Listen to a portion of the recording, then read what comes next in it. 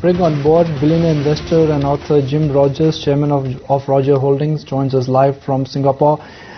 Jim, even though it's 3rd of Jan 2012, it's never too late to exchange pleasantries. Wish you a wonderful 2011 ahead on behalf of the entire 18 team. Well, I wish you a wonderful 2012. I hope that India and all of us do better. Jim, first the big picture. EU debt crisis, downgrades or rating downgrades and high volatility dominated the year 2011. What do you mind will dominate the year 2012?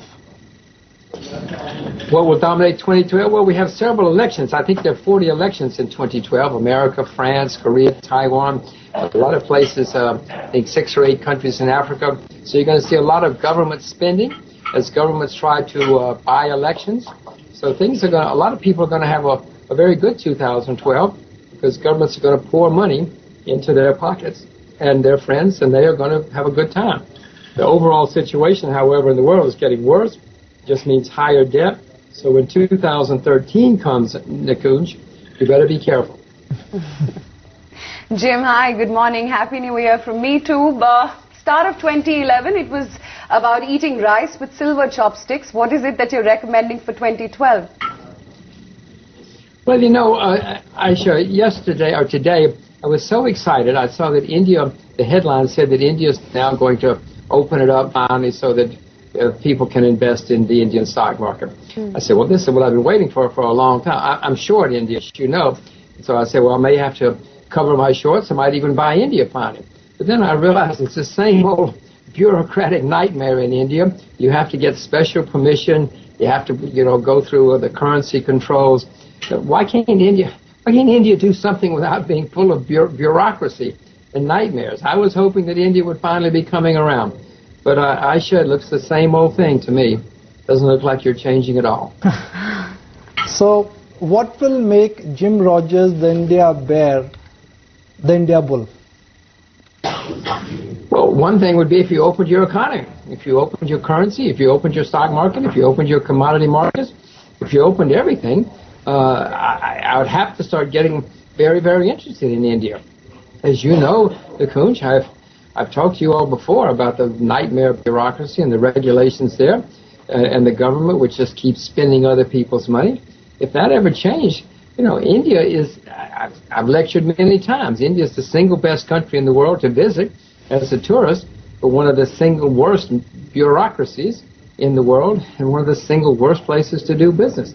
That could all change. It could be extremely exciting, maybe not in 2012, but certainly after, if the Indian government would ever get its act together. Jim, just getting back to the point that I was earlier questioning you about. You've been bullish on rice as well as silver. Does that trend continue for 2012 as well? And do you see more traction in both these commodities? Well, Aisha, when we talked about that before, I was using those mainly as examples. I'm mainly bullish on commodities. At that time, I think maybe what I said was get yourself some silver chopsticks and eat rice. It would be good investments. I do own silver. I do own rice. I own all commodities. I own more agricultural commodities than I own any other right now. I own silver. I own gold. I'm not buying silver and gold right now. I expect them to correct even more. I mean, gold could go to 1,200. I don't know how low it's going to go.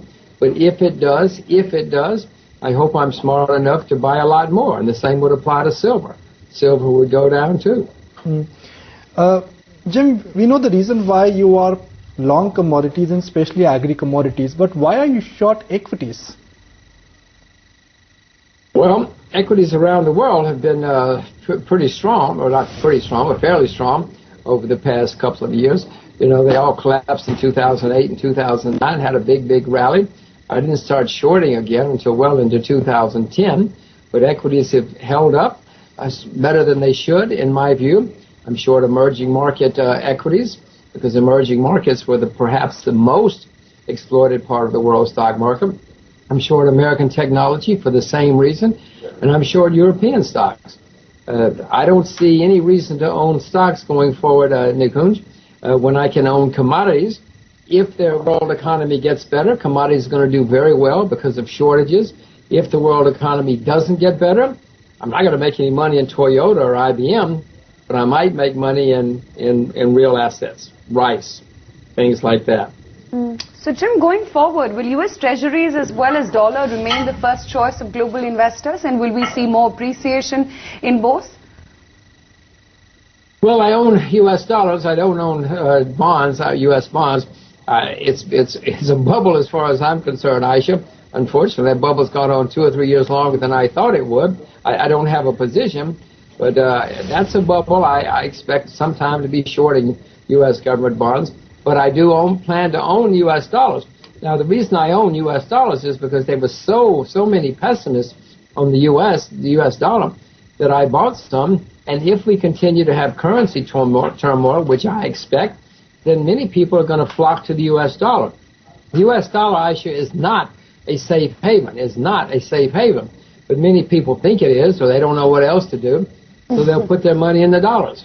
Somewhere along the line, the dollar's going to go up, I hope, some more.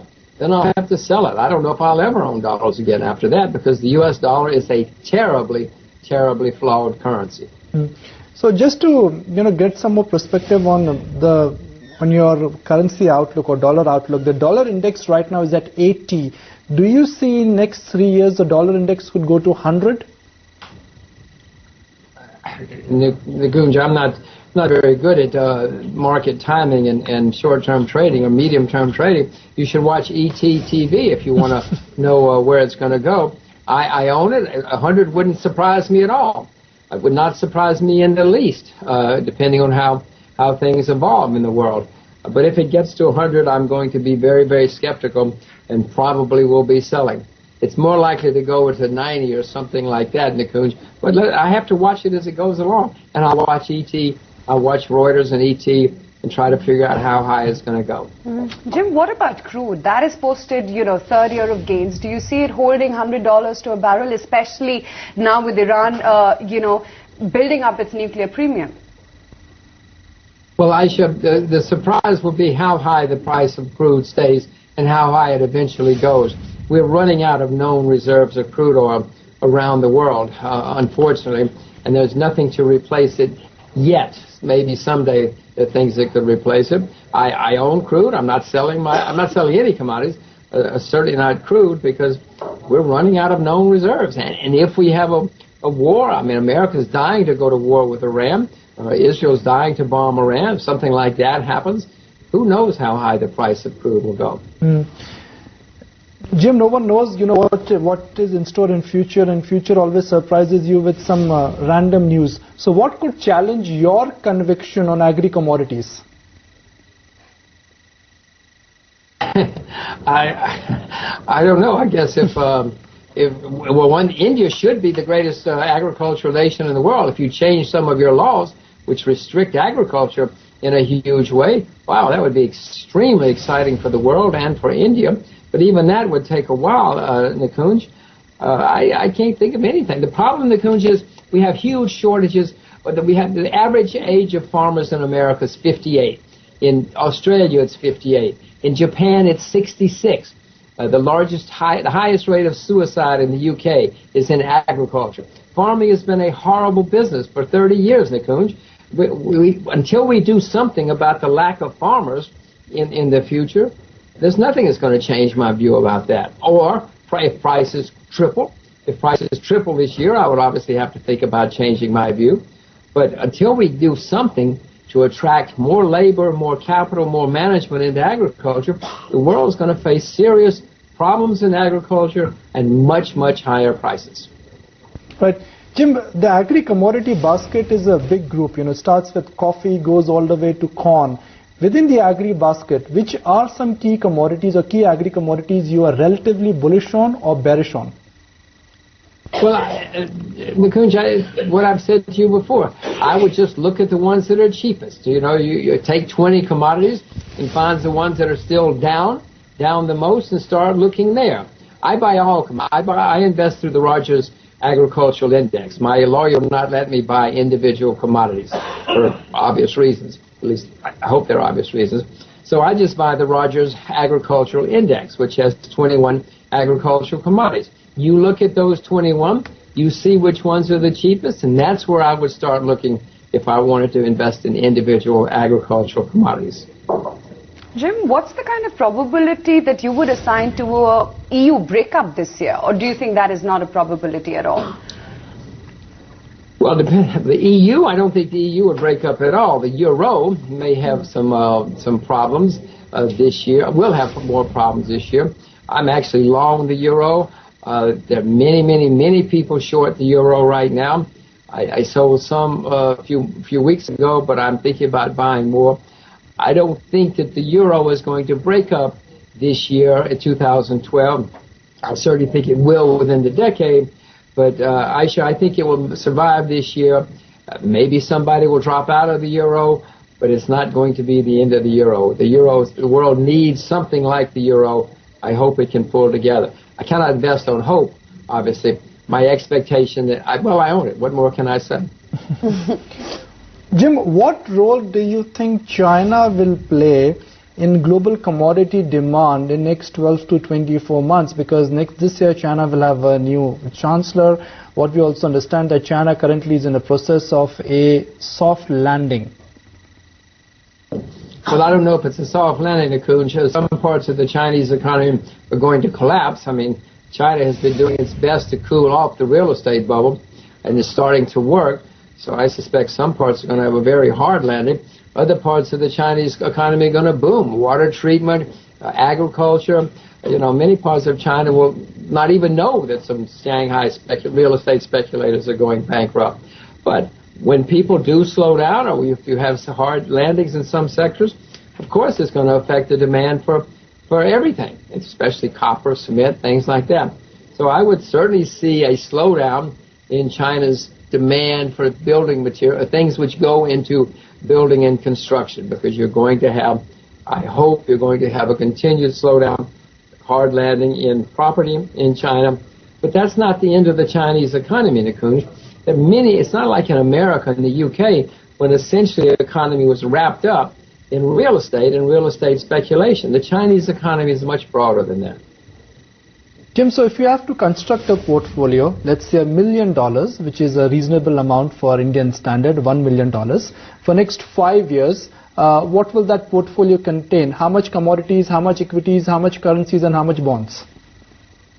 Well, I'll tell you, it's my portfolio. My portfolio is long all commodities, especially agriculture, and it's long commodities.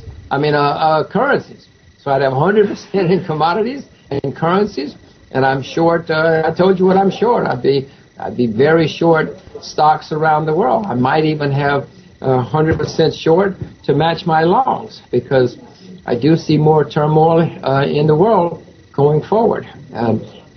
This year, 2012, is going to have some fairly strong periods because of all the money which governments are going to spend. But as I said before, by 2013, the Nikunj is going to be a mess worldwide.